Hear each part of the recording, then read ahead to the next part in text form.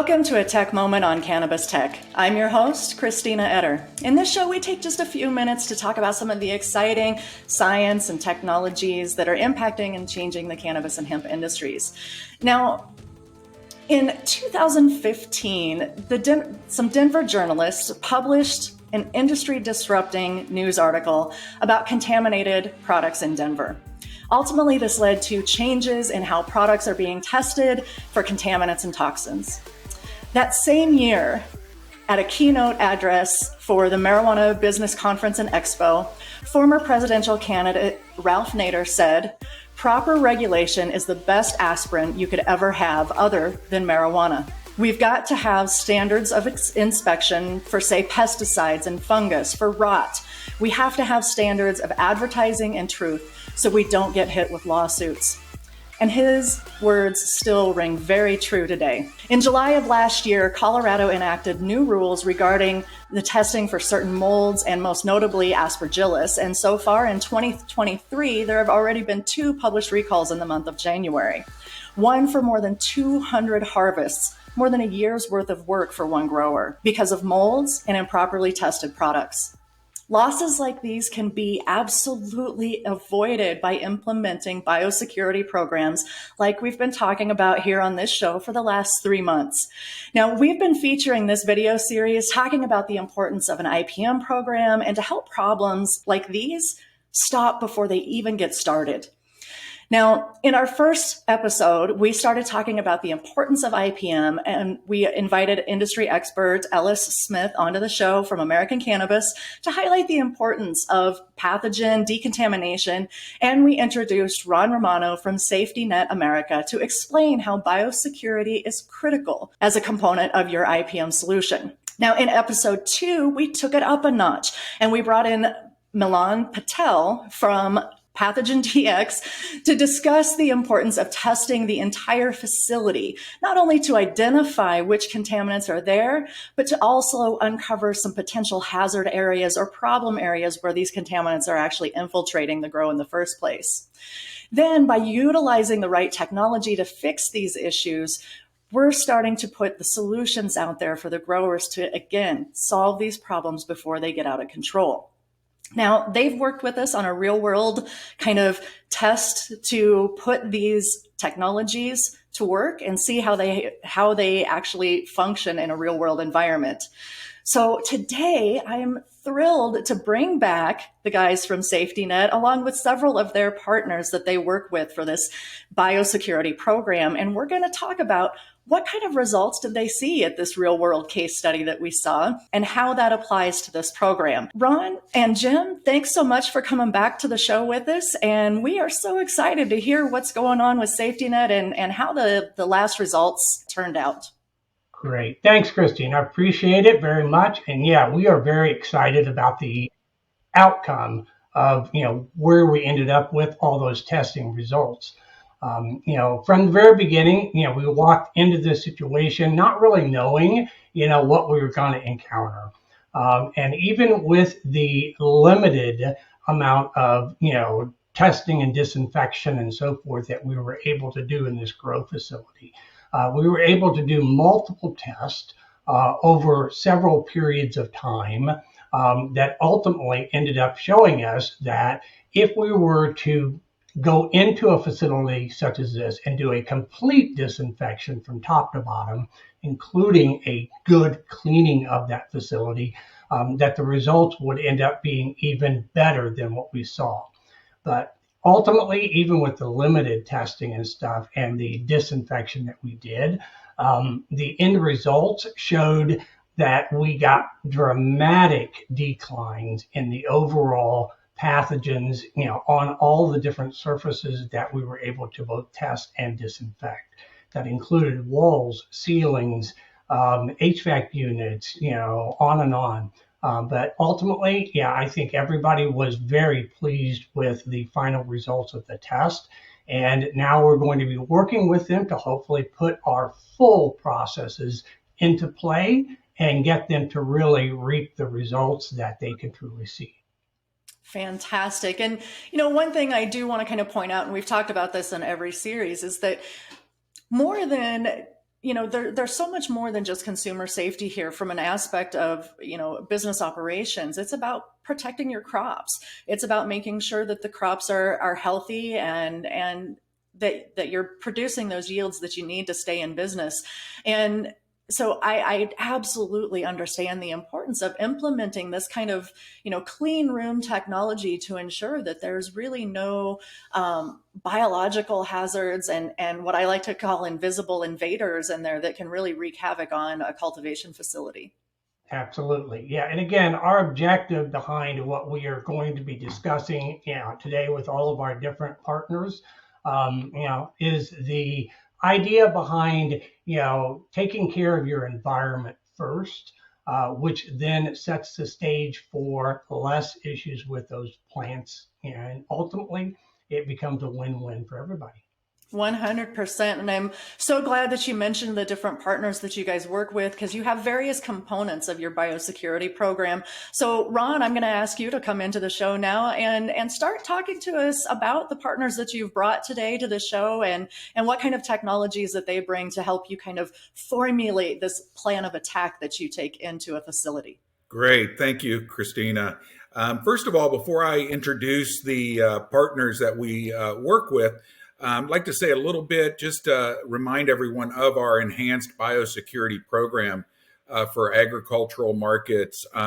It's really designed to safeguard, as Jim said earlier, the environments beyond the normal approach to disinfection. With our complete suite of disinfection products and solutions, we're really focused on providing a long-term solution, long-term prevention results for our customers with a focus on the health implications. Our relationships with the companies that they also provide consultation and environmental testing, as you had said earlier. But the four components that we really want to talk about today and where we're going to bring our manufacturing partners into are personnel compliance, surface and environmental disinfection, air purification, and water purification. So you're going to hear from each one of our experts here about those areas and how their solutions impact these areas to keeping the environment safe. What I'd like to start off with first is really personnel compliance, because what we want to do is we want to stop any types of pathogens before they enter into the to the facility, and we know that personnel compliance is really critical in the environments and to prevent cross-contamination. And I'd like to start off with our partner at Clearstream and discuss some of the products that they have that we use in our biosecurity program. And these are really for hand hygiene and also a product that we use in laundering of the clothing. But what I'd like to ask our partner here, Tony Dodonna, who is the COO of the Clearstream Group, and also Bill Spilfogel, who is part of the administration and operating officer for the administration. What I'd like to ask them to do is talk a little bit about what the science is behind their product. So with that said, I'd like to introduce Tony Dodonna into our meeting here. Yeah, thank you for having us. And Ron, thank you for the introduction. As you said, I'm Tony Dodonna. I'm the Chief Operating Officer of Clearstream Technologies and also one of the founders. We've been in business and developing these antimicrobial solutions for about 15 years. So we've got some experience. We're in many markets. We work extensively in animal health with Merck Pharmaceutical. We're global. We're in many countries and working in the agricultural market in the banana industry, in the mushroom industry, and now in the cannabis industry. And so we're very excited about this. I was excited about the test results that Jim talked about. And our basic technology is quite different than what Michelle offers with a disinfectant, and quite a good one with Aquox, if I might add. And our products are not a replacement for that. Our technology works a little different. It's a coating that goes on. It's invisible. It has about a 5 to 7 nanometer coating that goes on. It goes on with an ESS sprayer, and it forms a 5 to 7 nanometer barrier.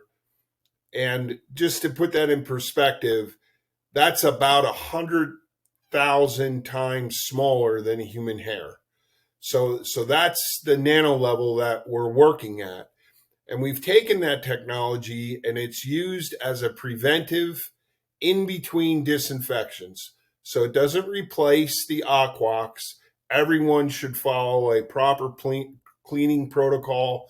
Everyone should follow a disinfection protocol. But in between those disinfections, whatever your surface, whether it's your clothing with our laundry detergent, your hands with our hand sanitizer, or your environment with Biotrex 247, you need that protection in between those disinfections to keep that bio load down. And when you look at the results that that Safety Net got with that testing, you see an overall reduction in the pathogenic level throughout the entire facility. And that happened when nobody was working, nobody was cleaning, nobody was laundering, nobody was washing hands, right? So that's what we offer, is in between those disinfections. And again, whether it be on your hands with our Impulse product, or it be on your clothing with our Empower product, or in the environment with Biotrex 247, that's what we promote. Fantastic. Now, one of the things that Milan kind of pointed out in the second episode was that there is definitely a difference between clean and sanitized. And from my understanding, your product works at, like you're talking about, at these microscopic nano levels. Can you kind of explain how it actually prevents these contaminants from landing on surfaces or from contaminating surfaces in between these disinfections? Sure. It's actually the opposite of what you're saying, right? Where it doesn't prevent them from landing, it actually attracts them to land. So it's a silane quaternary ammonium is the active ingredient. And I think most people would be familiar with quaternary ammoniums, disinfectants. And those are carbon spikes and they run free, right? In a disinfection, you spray it on, it kills something immediately or within a 2-minute dwell time or something like that. But what we've done is taken a silane molecule and added it to it. So the silane atoms are what forms a covalent bond. A covalent bond is the strongest chemical bond that there is. So it becomes a permanent part of the surface. So as that ionic exchange takes place, it connects, and then it has this long spike that sticks up. I say long, 5 nanometers long. And in the middle of that is a nitrogen molecule which carries a positive charge. So when that positive charge attracts that bacteria to it, it pierces it, lyses it, electrocutes it, and also smothers it with nitrogen. So it's a physical kill, if you will, of these molds and mildews and the things that we're working against in the cannabis industry, versus with a chemical kill, you're going to give up some poison, if you will, and then it may or may not kill that bacteria or that fungi. But with our product, it's a physical kill. So it pierces and lyses it. And so you don't end up with adaptive strains from our product also. I hope that explains it in a term that everyone can understand. That was wonderful. No, that was a great explanation, and I loved listening to you explain it. I could almost visualize those little spikes in the nano on the surface there. That's very interesting. The other person I'd like now, I'd like to bring into the personnel compliance is Jim Seahas to talk a little bit about his technology and what it does for devices, mobile devices, and really you can put a lot of different things in there. And Jim will talk a little bit more about that. But Jim is the owner and of Advanced UV Systems. And Jim, would you like to discuss a little bit about the UV box that you have? Sure. No problem, Ron. Thanks for inviting me. I feel like I'm watching the Brady Bunch here with all eight of you. So, excuse me. Uh, just a little background on our company. We're an outgrowth of a company called Novatron, which worked for the Defense Department to create what's called the Immune Building Program. Years ago, somebody had sent anthrax spores through the mail, and it cost $85 million to decontaminate the post office due to that one little um, envelope of anthrax spores. Well, they did some modeling of what would happen if that particular anthrax had gotten into the HVAC system of the Pentagon, and determined that the kill would have been higher than 9/11. So they hired our partner, Dr. Wayne Clark, who's got a PhD in just about everything, along with a bunch of other physicists. And they did an evaluation of every single way to purify air, things of that nature, and came up with a application of UVC that is highly reflective. And what that does is increases the energy, and you can have a very, very quick kill. So in 2015, we started AUVS, which is a commercial version of Novatron. And essentially what we did is we came out first with a real simple product called the UV box. During the pandemic, we sold thousands of these into hospitals. We're probably in about 700 hospitals now all over the place. The whole concept here was to be able to help hand hygiene programs. I don't know if you've noticed, but the CDC and pretty much anybody in a hospital will tell you the number one thing you have to do is wash your hands regularly. Well, the problem they ran into is everybody uses phones all the time. If you notice, your hand now has a phone in it, 18 hours a day, or it's got tablets or whatever. So whatever's on that phone is going to transfer to your hand. So why wash your hands if it's going to have whatever garbage that's on the phone there? So what we did is we built these UV boxes. Essentially, it's a very reflective chamber with a very intense UV. You put the phone or whatever device you have in your hands and press a button, and in less than a minute, it's disinfected. So you can pick your phone up, and now you don't have to worry about getting your hands recontaminated again. Then we built a very large one, what's called a cube. We actually have one or two of these in cannabis facilities disinfecting some tools so that we're not getting contaminated. But essentially, what it was is to decontaminate tools so it doesn't, say, bring something from some plant to another. I guess that's as simple as I can make it in my tiny mind. So it's very, very effective. With this very large unit, you can put in, I don't know, 20, 30 of these little clippers they use and stuff like that.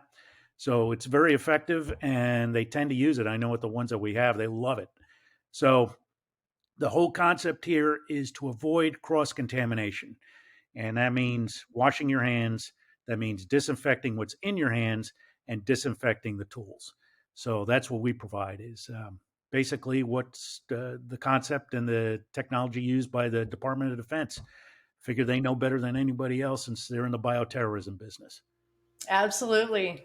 Absolutely. No, I'm glad that you brought that up, that, these devices really are in our hands all the time. And then, like you said, there's tools. Plus, one of the other things that it's happening, I think, in the cultivation facilities and such now, especially we're seeing kind of this proliferation of hop latent virus in facilities. And similar to the pandemic, I think we're starting to see that plants also experience these illnesses, these viruses, and in these crowded, humid, dense indoor cultivation facilities, it just kind of gives the perfect storm or the perfect environment for some of these contaminants and viruses and toxins to really take hold. And now I think with the knowledge that we've gained by experience through the pandemic, I think people are starting to pay more attention to how important disinfection and decontamination is even in these areas, and now we're starting to see testing in the industry kind of catch up with that. And so the solutions that you guys are talking about today, I personally believe in just a few years will be standard. These are going to be the things that facilities have to have implemented in order to ensure that their facilities meet compliance and meet CPG standards and meet the various compliance regulations that are eventually going to take place in this industry. We know it's coming. It's just a matter of when. I think Jim Harris mentioned earlier with the testing that there were phones that we tested and there were different tools that we tested, and they were positive with different types of pathogens. So if we can stop these at the door through products like what Jim Seahas has with the UV box and the hand hygiene disinfectants that we have, antimicrobials that we have, we can stop them at the door. We can prevent a lot of problems happening with the plants in the facility. I think what we're going to start to see is the implementation of a lot more protocols that are used within hospitals. I mean, they're on the front line of this problem every day. Cross-contamination is cross-contamination. The only difference here is really I kind of look at cannabis or any type of food production as another manufacturing site. So what we're trying to do is reduce risk of having pathogens attack a product. And in this case with cannabis, you're talking millions of dollars. You get one bad pathogen in there and you lose a huge investment.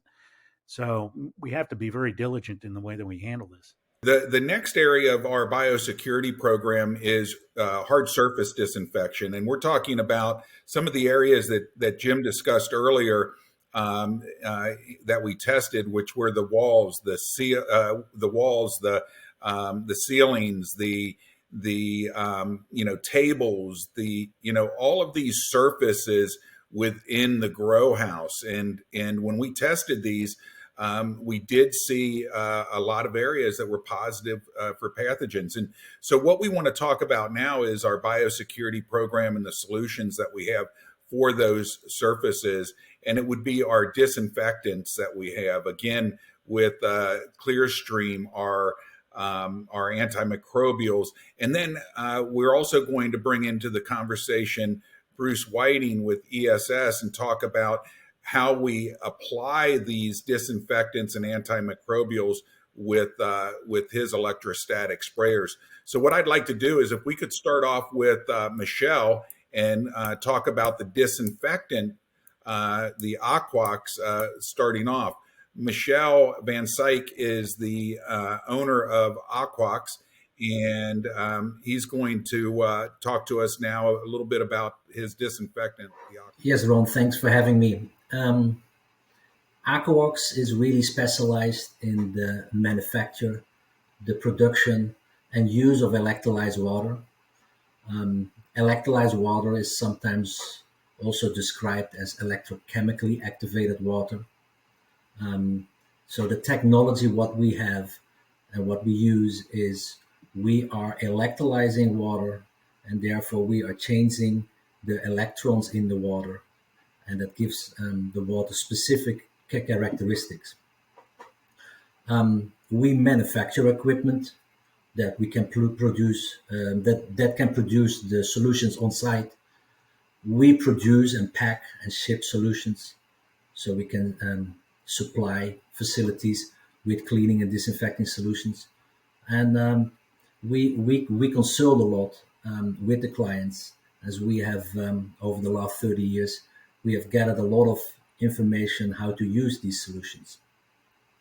I want to go explain a little bit about the technology. We always say we use water, salt, and some science.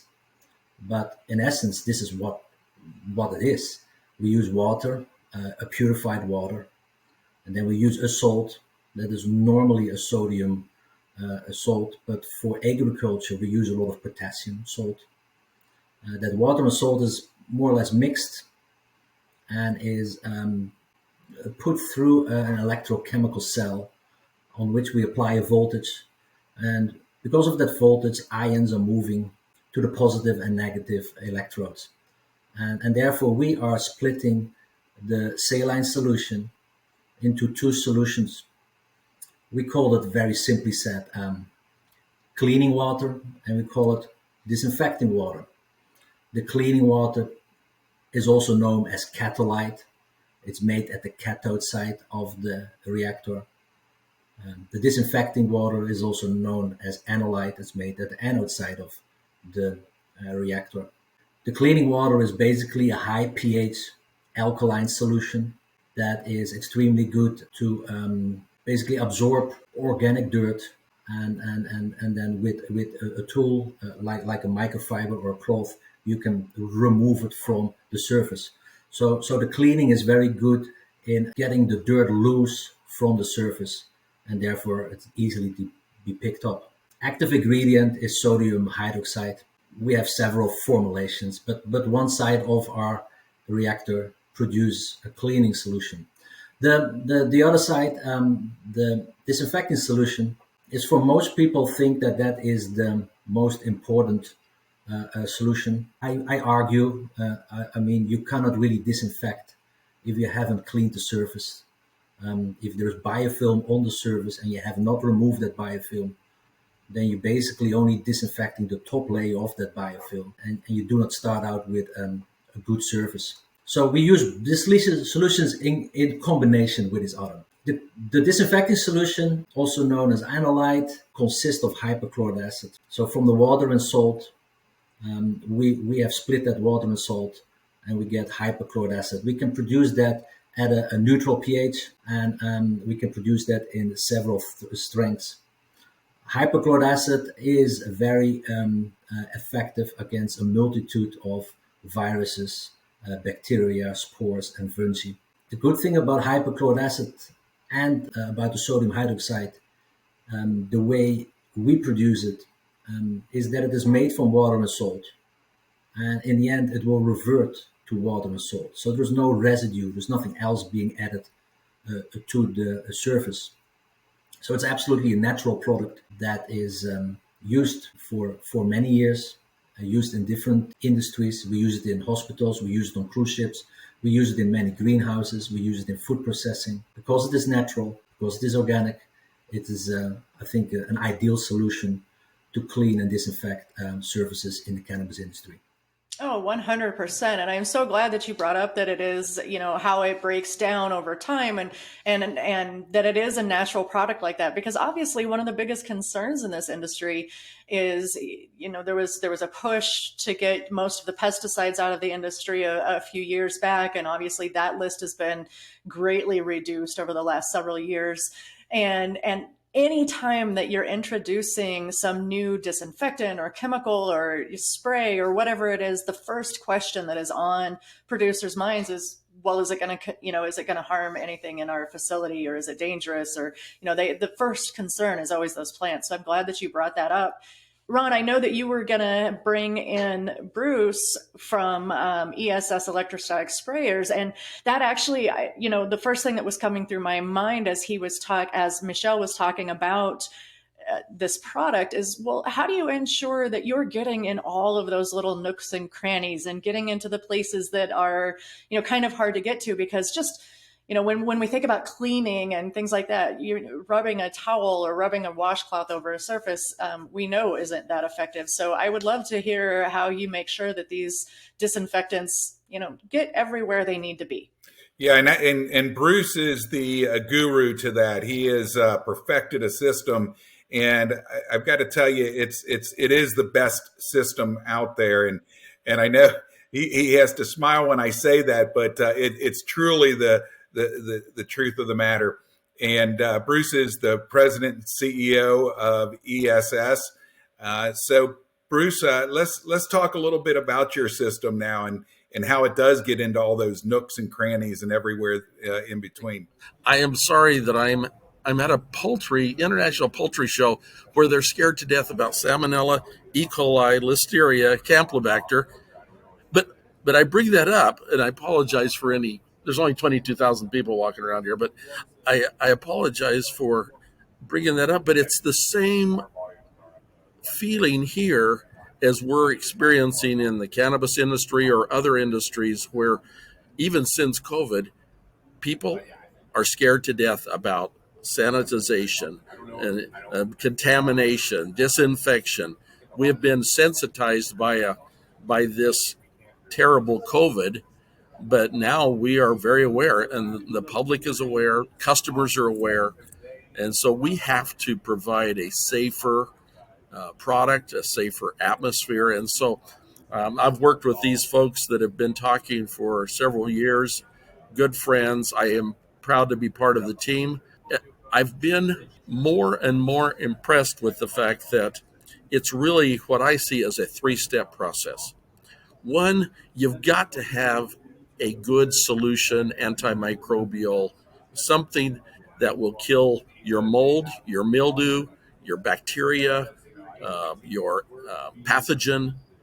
But you can have great aquax in a bottle or great biotrex in a bottle.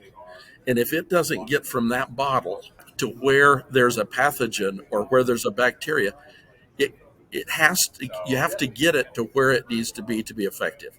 And that's where we come in.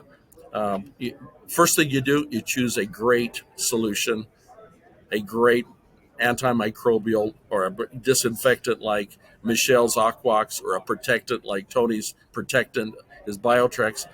But we help get it there. And that's what we do. We are electrostatic sprayers. That's what we build. That's all we build.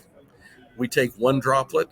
We make 900 droplets out of it so that they're little tiny droplets that'll go in little cracks and crevices and nooks and crannies. I'm going to make my new title for my, president of the nooks and crannies place, but that's what we do. We get into nooks and crannies, and nooks and crannies are where bacteria hides. It's where biosecurity problems start, and they're in there. It's where molds and mildew stay. It's where pathogens stay.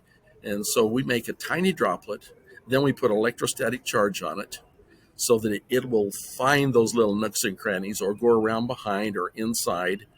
So that's the second step. You start with a great solution like Aquax or Biotrex. Then you make a tiny droplet and put electrostatic charge on it so that it will go look for that pathogen.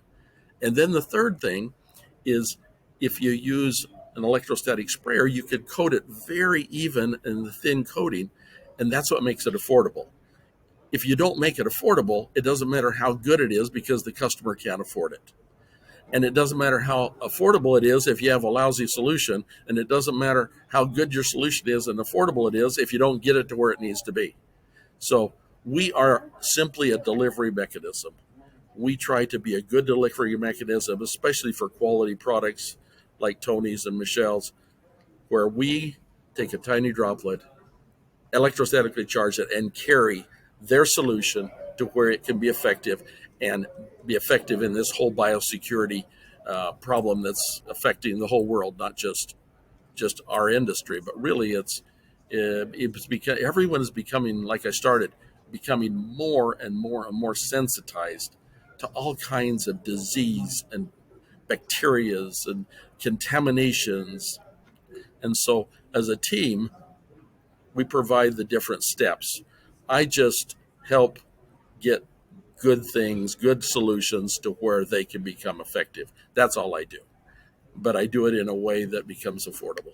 That's perfect. One of the things that, as I'm listening to each of you discuss your own various solution, one of the things that I find very common here is that, and this is why I talk about them as being invisible invaders. We're talking about things in nanometers.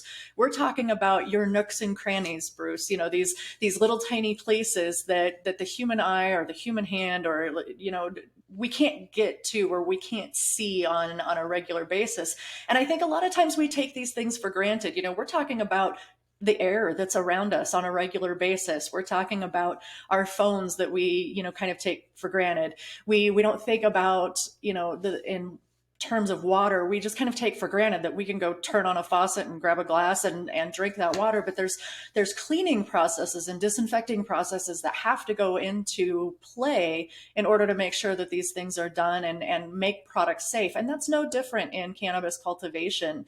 And that, just because the human eye can't see it, it's still there. And these steps that you guys are taking are preventing it before it actually becomes an issue down the road, for these growers. I think that was very well said, Christina, because, just because we can't see them doesn't mean that the problems don't exist and it's not there. And I think you're right. A lot of times we overlook that. I'd like to bring back now Tony Dodona and have him talk a little bit about his Biotrex, because right now we've talked about the disinfectant with the Aquox. We've talked about the delivery mechanism, and Bruce hit the nail on the head with that, and why that is so important. And now I'd like to talk about the antimicrobial, that once we put it down on the surface, it stays there for months afterwards and continues to kill these pathogens. Tony, can you talk a little bit about our Biotrex? Yeah, absolutely. Bruce talked about being at the poultry convention, and Clearstream and ESS have worked hand in hand in many different industries, including the poultry industry. And we used his sprayer in a study done at UGA inside of a poultry barn. And so a cannabis facility has a certain level of filth, if you will, right? It's got the dirt and the sap falling off and those kinds of things. But a poultry barn where they grow chickens is a whole nother level.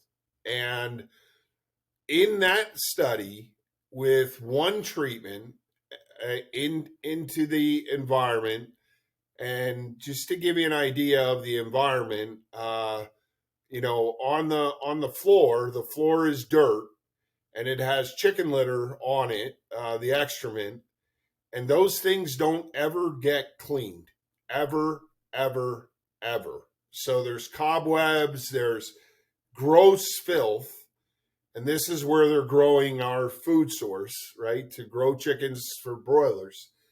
But with one treatment, and then measured the air quality 6 days later, the E. coli, the listeria, the gram-negative and gram-positive bacteria that was in the air with one treatment was brought down to levels of 99% less. So that just gives you an idea of what we were talking about earlier.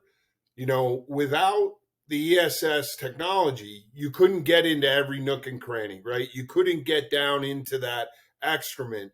You wouldn't be able to get into those places. And so as a result of being in all those places, now the magnetic charge that's within our product, right? His magnetic charge gets it into the nook and crannies. Ours is maintained with the coating. So now all those pathogens that are floating in the air are drawn in and pierced and electrocuted. So every surface in the environment becomes part of the air filtration system. In the cannabis world, we have done an independent study, independent of what Safety Net is doing. But if we had the opportunity to treat the entire facility that Jim was talking about earlier, we would have had similar results. And we've done that in the cannabis industry, where we went in, we measured air quality, we measured surface, and we checked for aspergillus. It wasn't a broad spectrum of pathogens like they did, but just aspergillus. And we saw counts in the 13,000 per square meter mark in the air, and the same thing on surfaces.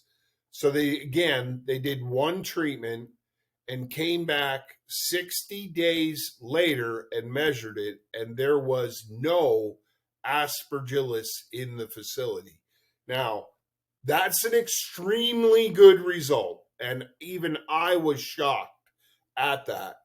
But certainly it's not beyond to expect that it would be 75% less or 90% less, and that's just how this product works. And we do it time and time again. We've done studies in containers where mushrooms stay fresher longer. And you say, well, how does that happen, right? Because it's just the container. Well, any off gas that's coming that maybe passed from one mushroom to another, that container, that environment is acting as a filtration system. And that's just how the product works. So, whether that be, again, in the environment, on those surfaces, around the plants, and you had said something earlier about safety. So I'd like to speak to that, right? Our product is extremely unique in the marketplace, where we carry on our EPA label an FDA approval for food contact surfaces, which means this coating is allowed to go into water tubing inside of a soda machine. It's able to go on and coat products that carry tomatoes, the clamshells, the mushrooms. And so the safety profile of our product, we don't even have caution on our label, because once it's cured, it has no toxicity. It's really that physical kill. There's no toxicity to it. So we meet all the criteria for this particular industry, and it's exciting because I know we can make a difference in the yield. We can put money in the owner's pocket, and we can keep their employees safe with the hand sanitizer. And then, talk about your personal space.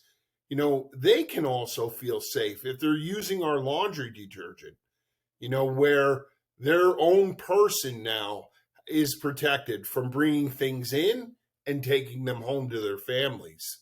So I really think that what these guys have put together is just a great solution in biosecurity.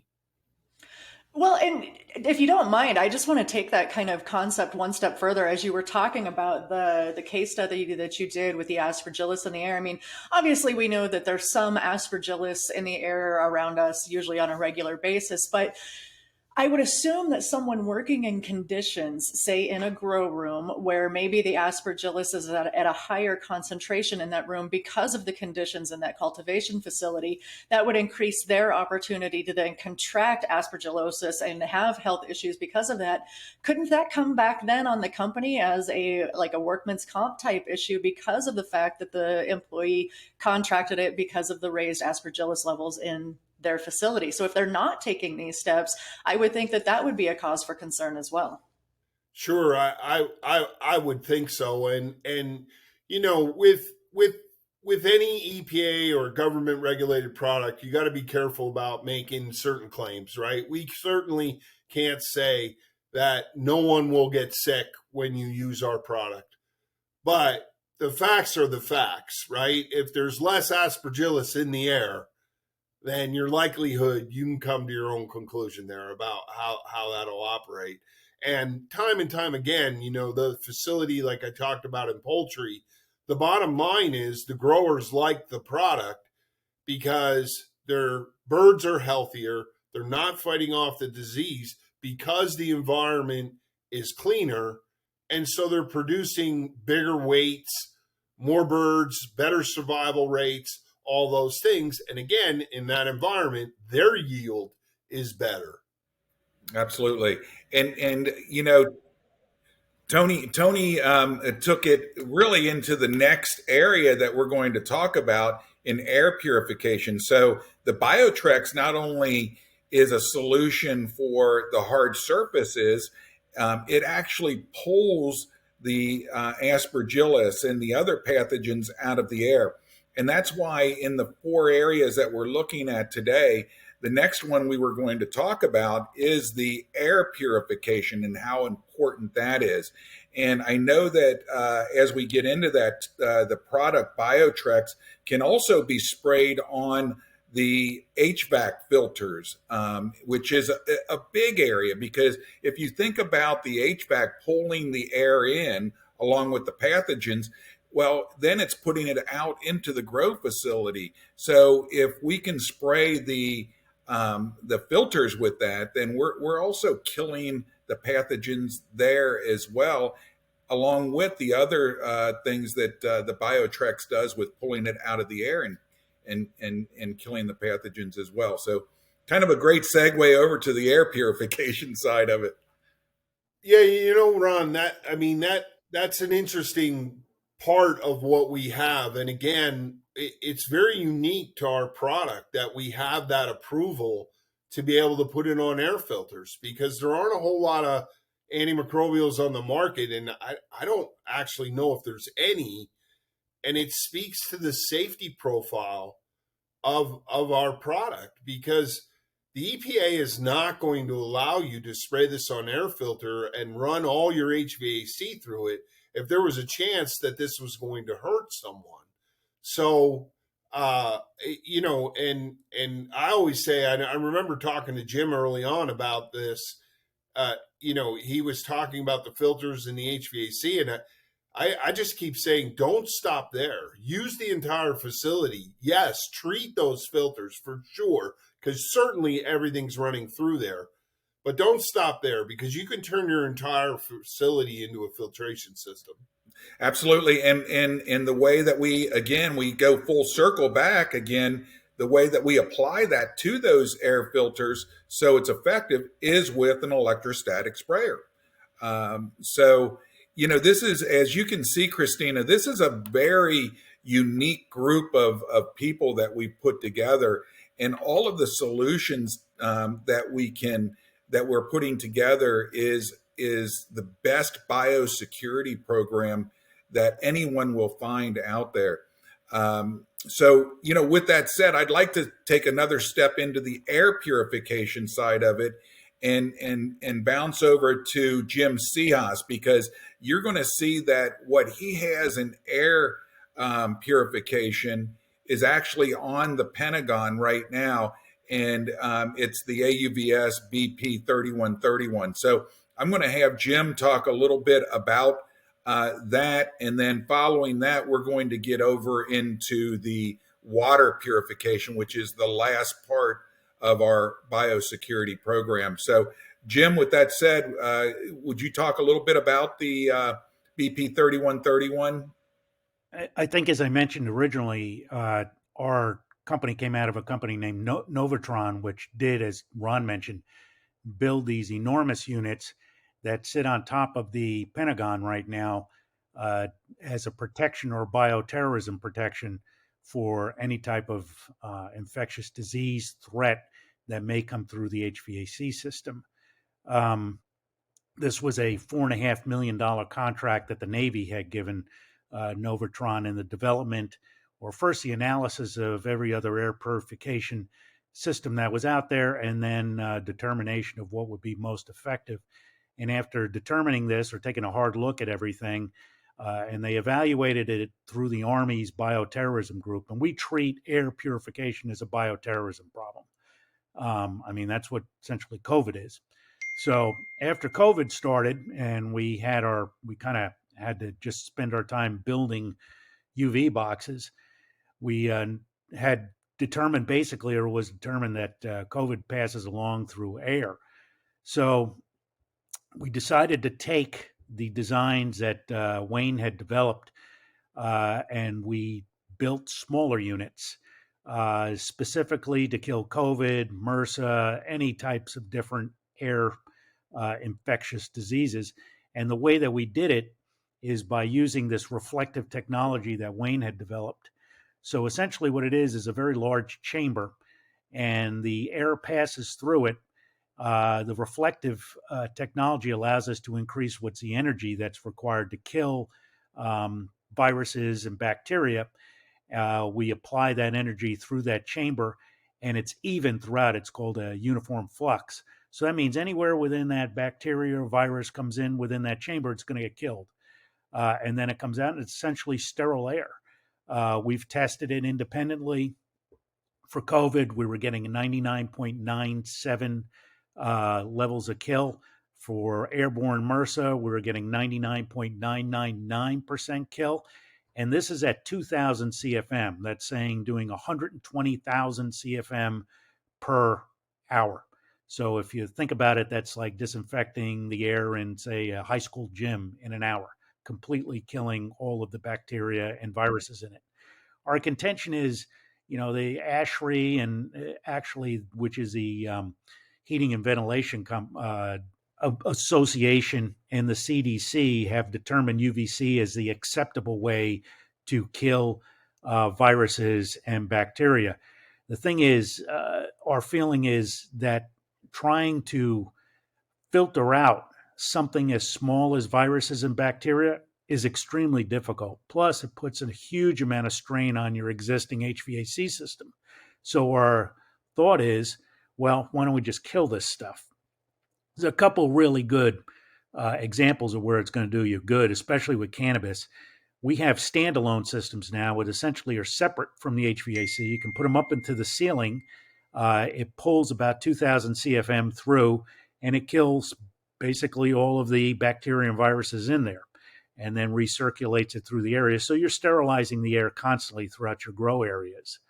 The other thing it does, and this is more of a building application, but if we are able to sterilize your air, then what we're able to do is recirculate it through your HVAC system, and we knock your energy costs down like crazy, because the cost to climatize your air of heating it or cooling it or adding or taking out humidity is where your money's spent in keeping your building going.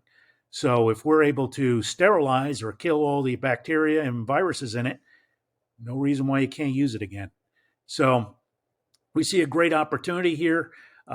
We also think it's next time there's a pandemic, we should be able to have safer buildings. One of the things we should be concerned about, regardless of whether or not it's cannabis or wherever you're working, are people, because we don't have enough people to work anymore. Labor is very expensive. You can't afford to have people get sick. Somebody gets a flu and they pass it around. Something like a cannabis production area, you don't have a lot of people there, but if people get sick, you can shut down your production and cost you a fortune. So you have to be aware of keeping your people healthy too. And I think that point was made before, but that's our, we call it BRAD, big room air disinfection. We're not marketing people. What can I say? We're a bunch of engineers. You get what you get. So in essence, we've got a great solution here that's very unique. It's patented, and it sits on top of the Pentagon. So nobody does more testing than the Weapons Development Group for DARPA, which is part of the Pentagon Group in developing advanced weapon systems. And it's proven. It's been up at the Pentagon since 2010. We just shrunk it down, so now you can buy it commercially. The last part that we want to talk about as part of our biosecurity program is water purification. And, we have an expert here that has been working with greenhouses for, I can't even tell you how many years, but I'm sure Michelle will. But we're going to talk a little bit about the water purification, how important that is to the yield of the product, and also the flower size, the bud size. All of these things are important in the cannabis industry, because if we can have healthier plants and then produce bigger, stronger plants with more buds, that is it's certainly something that I know that everyone's interested in. So, Michelle, would you like to talk a little bit about the water purification and the impact that can have on the plants? Yes, thank you, Ron. As said, with our technology, we can make natural, safe, effective cleaning and disinfecting solutions for surface disinfecting. But the hypochlorous acid is also very useful in water treatment. And we have been doing this in greenhouses, for instance, I believe it's over 25 years. It was not our first take to do something in water treatment. But like many things, there is an issue. People know that you have a certain technology. We kind of dived in there. I was born in the Netherlands, and in the Netherlands, you have a lot of greenhouses. The Netherlands is a very small country, and those greenhouses have not a lot of space. They're built next to each other. Most of them are under sea level, and therefore the soil is very salty.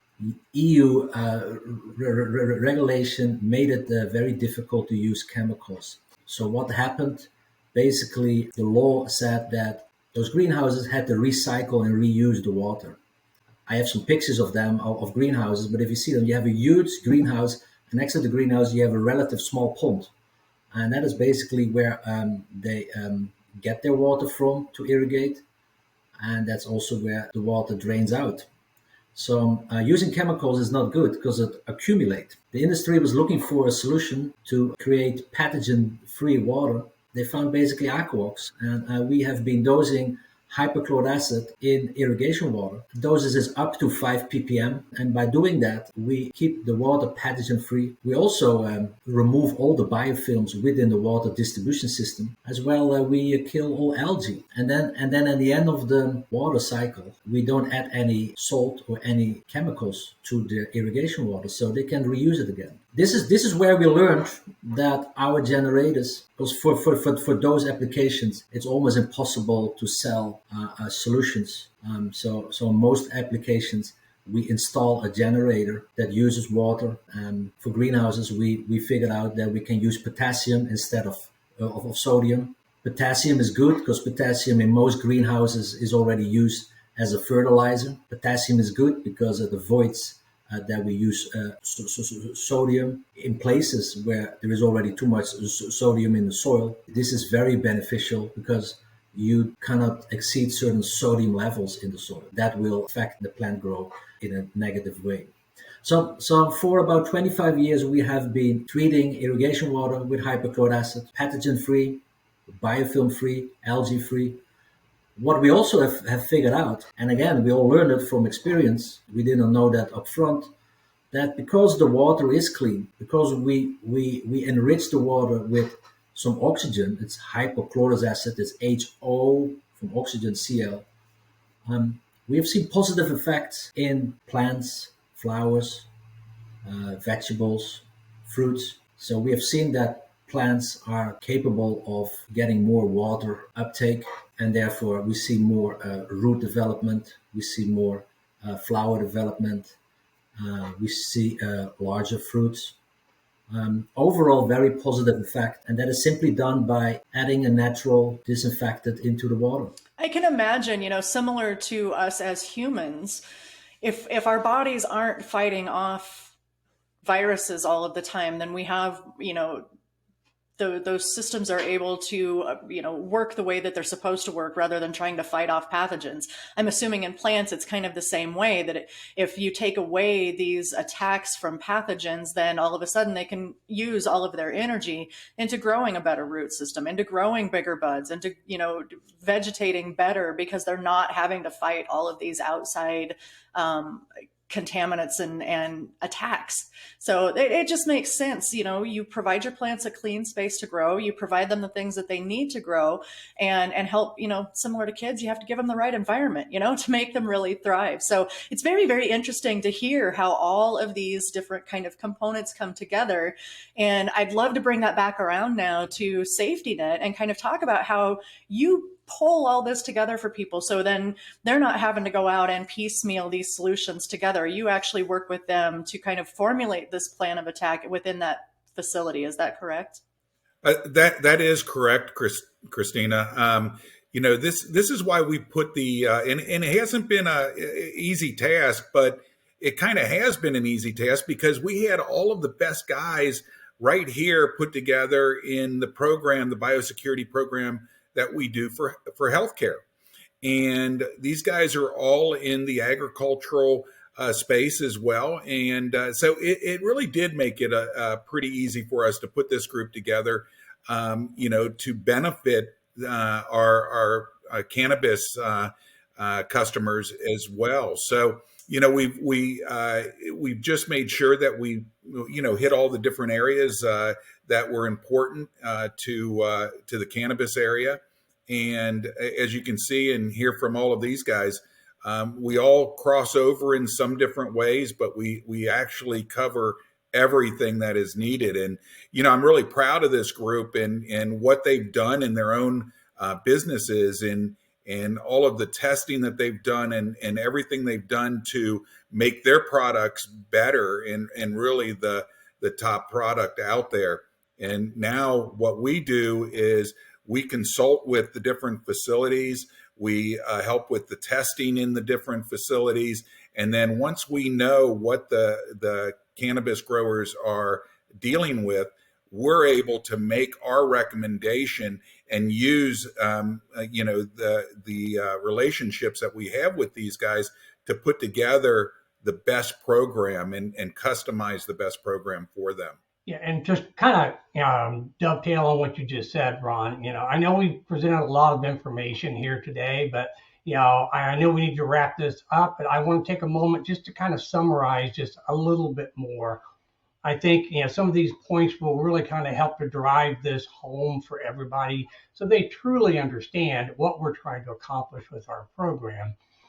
We just feel that it's important for anybody in the cannabis industry, regardless of whether you're a legacy grower with years of experience or someone new just trying to break into the industry. There are issues that are going on, whether people want to admit it or not. And with more and more information being brought to light every day, like you mentioned earlier, Christina, it's obvious changes are needed. We realize that growers in the cannabis industry, they'll do whatever it takes, to get the yield, ample and potent products, maintaining, a healthy bottom line. However, if the grower protocols and environments, don't produce crops that pass the state regulations, their businesses and the customers are going to be put in danger. We know that. So traditionally, the focus for most growers has always been on the plant itself, remediating whatever they find on the plants, but not much attention being given to the environmental aspect whatsoever. And in our opinion, that's like taking a reactive approach versus a proactive approach, which is really what we're advocating with our biosecurity program. And we feel if it's implemented properly, what it really does is it presents what we call a domino effect. So if you think about it, we start by doing the cleaning, the disinfecting, the protecting of your environment with products like our Aquox and our Biotrex and using our electrostatic sprayers, which eliminates the cross-contamination. That keeps the pathogens from infecting the crops, which then minimizes or potentially eliminates the need for pesticides that are being used today that, in a lot of people's opinion, are creating a lot of the health issues and stuff that people are experiencing. And then finally, it also provides less reason for the testing facilities to consider falsifying testing results and so forth.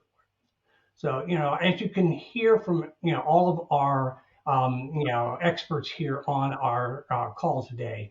Our biosecurity program is based on science behind products, that we recommend from our partner companies. They've been successfully used in agriculture, as well as the experience and the expertise of numerous companies and individuals, such as yourself, that we've worked with, for quite a while now in the cannabis industry. That's provided a lot of valuable feedback, that has become the foundation for our biosecurity program. But, although, every aspect of what we are presenting, including consulting and the environmental testing, are important, we still feel that the four major pillars of our biosecurity program, are really the foundation that people need to build off of. It sets the stage for the long-term continuous remediation, which then keeps the environment clean. And as I said, ultimately that domino effect, just helps everybody and produces, what everybody's looking for, which is, a bigger bottom line. 100%. No, I can't agree more. And, like we've talked about throughout this whole series, and it's been just so fascinating for me to follow this along and learn the things that I've learned through hosting this series. But these are problems that are just never going to go away in cannabis. And as much as, some of the legacy growers like to say, well, we never had to do this before. Well, now it's a legal, profit driven system. And that requires some of these regulations and requirements on the back end just to protect the consumer first and foremost. But then, like we've been talking about here too, it's best for business. It's best for your business to be able to go through and take these precautions versus take that risk of losing, a year's worth of crops because the precautions weren't taken to begin with. So I have thoroughly enjoyed hosting this series and learning these different things. Like I talk about a lot of times, once you see behind the curtain, you cannot unsee what you've seen. So as I learn about the different hazards and contaminations that can happen in the industry, I know that other people that are watching our podcast are learning too. So that's the goal here, is to, continue to spread this education, continue to talk about solutions like yours that can help these companies, maintain the integrity and the sanitation that the plants and their business require and that consumers require. So it's been an absolute wonderful series. And Jim, if you wouldn't mind just closing us out, tell us how people can get a hold of Safety Net if they want to talk to you about implementing your program in their facility. Absolutely. If you want to go onto the Safety Net website, it's safetynetamerica.com. You'll quickly find that we have a link on there that sends you to our biosecurity page. Provides a lot of good opening information and also gives you the ability to submit,